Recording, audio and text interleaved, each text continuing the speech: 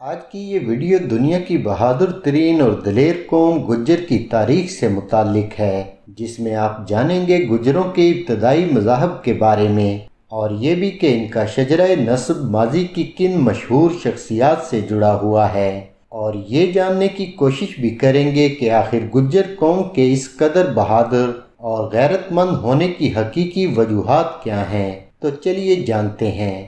لفظ گجر کا مطلب کیا ہے اور ان کا تعلق کس مذہب اور نسل سے ہے؟ لفظ گجر کا ماخذ گرجر سے ہے، جس کا مطلب ہے دشمن کو اجاڑنے والا جنگجو اور بہادر۔ مورخ لکھتے ہیں کہ گجر برصغیر اور وسطی ایشیا کا ایک قدیم آریائی نسل قبیلہ ہے۔ اس بات کو اتنے وثوق سے اس لیے کہا جاتا ہے کیونکہ گجروں کے متعدد خاندانوں کا تذکرہ ہندوؤں کی مقدس کتب ویدوں اور پرانوں میں ملتا ہے۔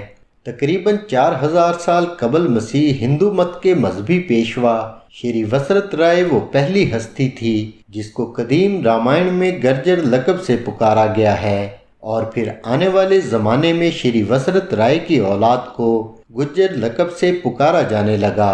یہی وجہ ہے کہ گجر شتریوں کی ریاستیں گوجراتر یعنی گجرات یا گجر دیس کے نام سے مشہور ہوئیں۔ شری وسرت رائے کی اولاد میں ہندو دھرم کے دو بڑے معروف اوتار شری رام چندر اور شری لکشمن قابل ذکر ہیں، اور یہ بات پایہ ثبوت کو پہنچ چکی ہے کہ گجروں کا مشہور تاریخی خاندان پریتھار اصل میں شری لکشمن کی اولاد ہے۔ تاریخ گجر کے مؤلف گجر رانا علی حسن چوہان کے مطابق بھی گجر آریہ شتری ہیں، جن کی مادری زبان سنسکرت تھی۔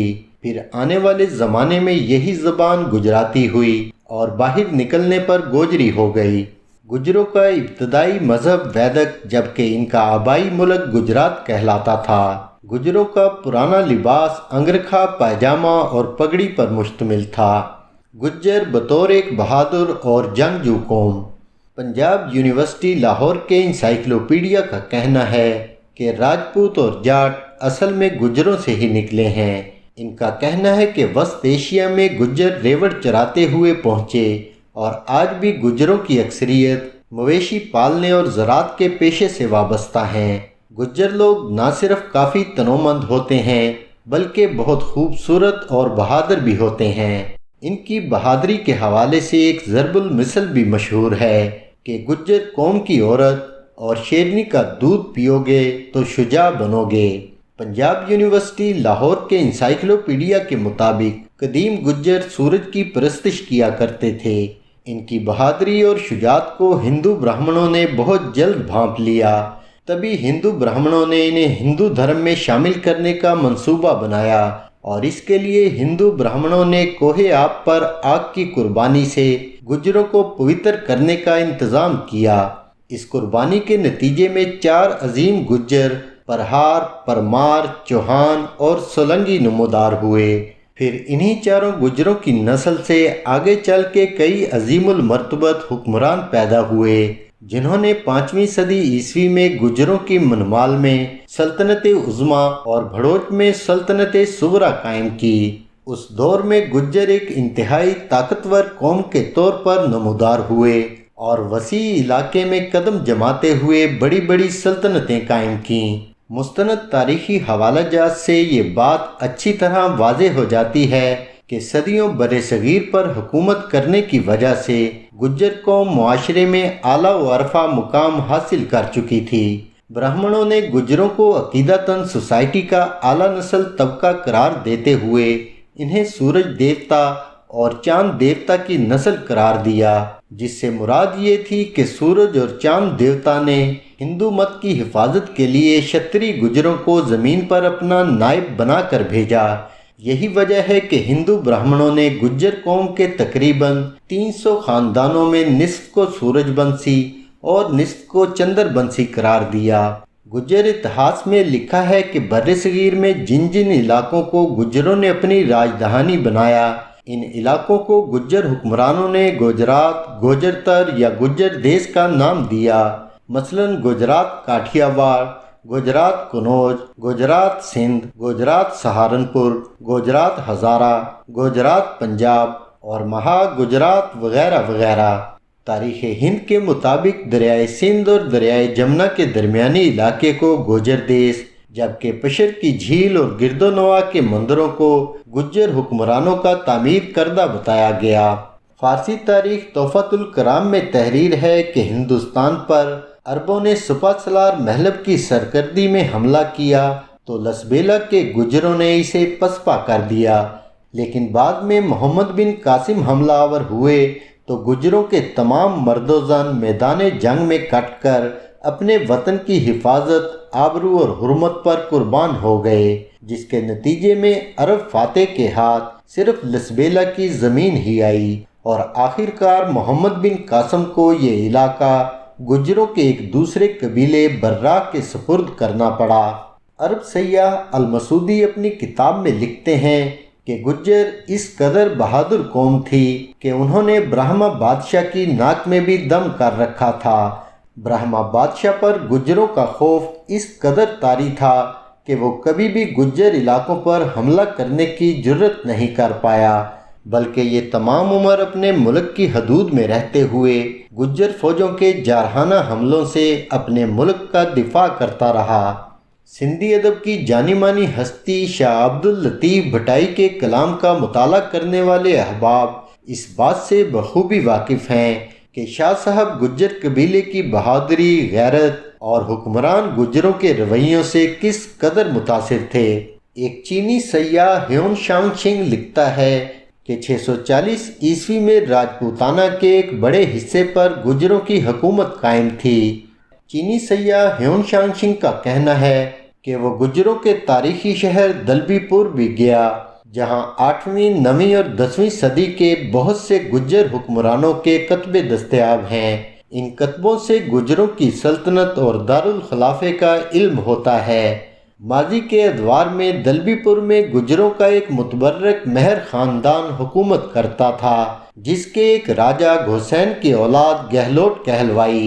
یہی گہلوٹ جب سیسود میں آباد ہوئے تو وہ تاریخ میں سیسودیہ کہلوائے۔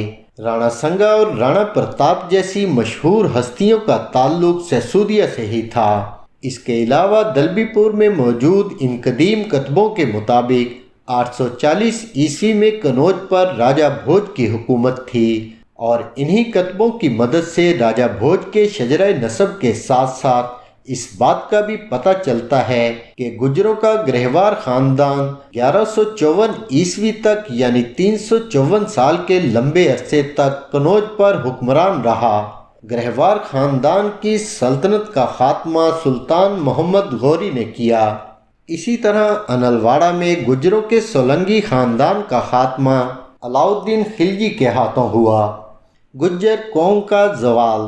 گجر قوم کا زوال تب شروع ہوا جب ہندوستان میں گجروں کی حکومتوں کو بیرونی حملہ آوروں نے سن 1200 میں ختم کر دیا تھا، جس کے بعد گجر سلطنت ہائے ہند چھوڑ کر کشمیر، چمبا، ریگستانوں اور دھندیاں انچل کے پہاڑوں پر جا کر آباد ہو گئے اور اپنی آزادی کا علم بلند رکھا۔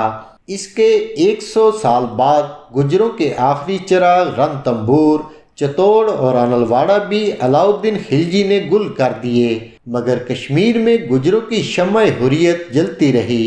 یوں گجروں کے دیگر خاندان شہنشاہ اکبر کے زمانے تک لڑتے رہے۔ بعض مورخین لکھتے ہیں کہ گجر ہنوں کے بعد یا پھر ہنوں کے ساتھ آئے، لیکن یہ بات درست نہیں، کیونکہ گجر ہنوں کے آنے سے بہت پہلے موجود تھے، جس کا ثبوت ہے گجروں کا کشان خاندان، جو کہ ان دنوں ہندوستان اور وسط ایشیا تک حکمران تھا۔ تاریخ ہند میں لکھا ہے کہ جب گجروں کے عروج کا سورج غروب ہونے کے قریب تھا، تب مسلم عہد میں گجرات کو راجپوتانہ کا نام دیا گیا۔ گجروں کا قبول اسلام۔ عرب سیاح البیرونی اپنی کتاب الہند میں لکھتے ہیں کہ وہ سلاطین گجرات جنہوں نے اس خطے میں اسلامی تہذیب و تمدن کے شاندار آثار چھوڑے، وہ نسلاً گجر تھے۔ ان سلاطین گجرات کے جد اعلیٰ کا تعلق گجروں کی تانک گود سے تھا، جن کا نام سہارن گجر تھا، جو مشرف با اسلام ہوئے۔ یہ وہی سہارن گجر ہیں جن کے نام پر ایک ضلع کو سہارنپور کا نام دیا گیا۔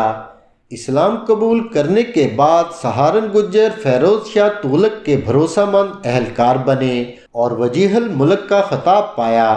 سہارن گجر وجیہ الملک کا بیٹا ظفر خان گجرات کا صوبے دار مقرر ہوا، جو بعد ازاں مظفر خان کے لقب سے سلطان بنا۔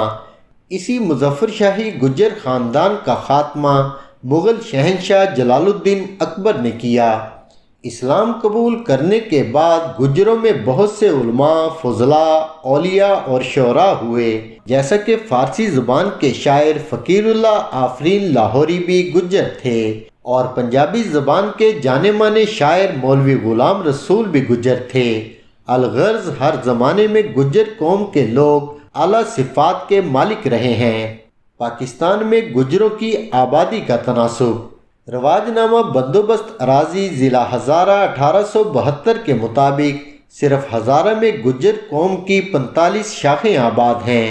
پاکستان بشمول آزاد کشمیر کے صوبوں میں گجر قبیلے کا تناسب 30% سے لے کر 55% تک ہے۔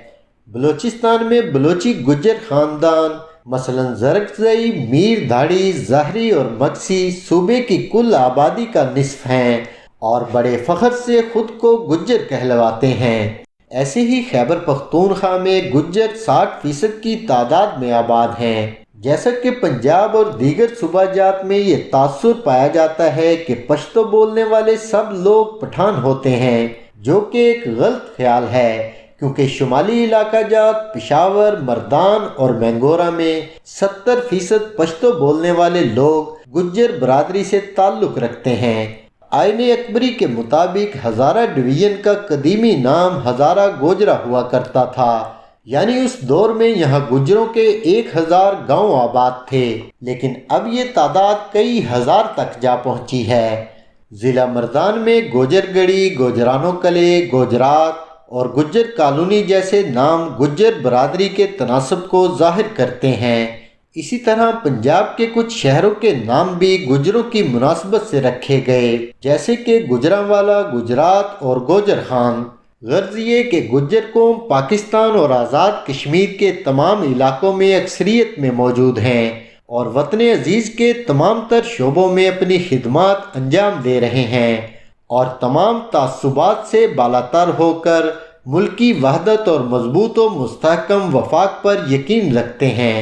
جیسا کہ ماضی میں پہلے بھی عوامی دور حکومت میں گجر برادری ملک بوستان خان گجر مرحوم retired inspector general of police Khyber Pakhtunkhwa کی قیادت میں علاقائی تعصبات کے خلاف کامیاب کردار ادا کر چکی ہے۔ یہ بجا طور پر کہا جا سکتا ہے کہ پختون اور قبائلی گجروں کی بھرپور مخالفت و مزاحمت کی وجہ سے علیحدگی پسند عناصر اپنی موت آپ مر چکے ہیں۔ آپ کو یہ ویڈیو کیسی لگی؟ کامنٹ میں اپنی رائے کا اظہار ضرور کیجیے گا۔ پھر ملیں گے ایک اور انٹرسٹنگ کانٹینٹ کے ساتھ۔ اللہ حافظ۔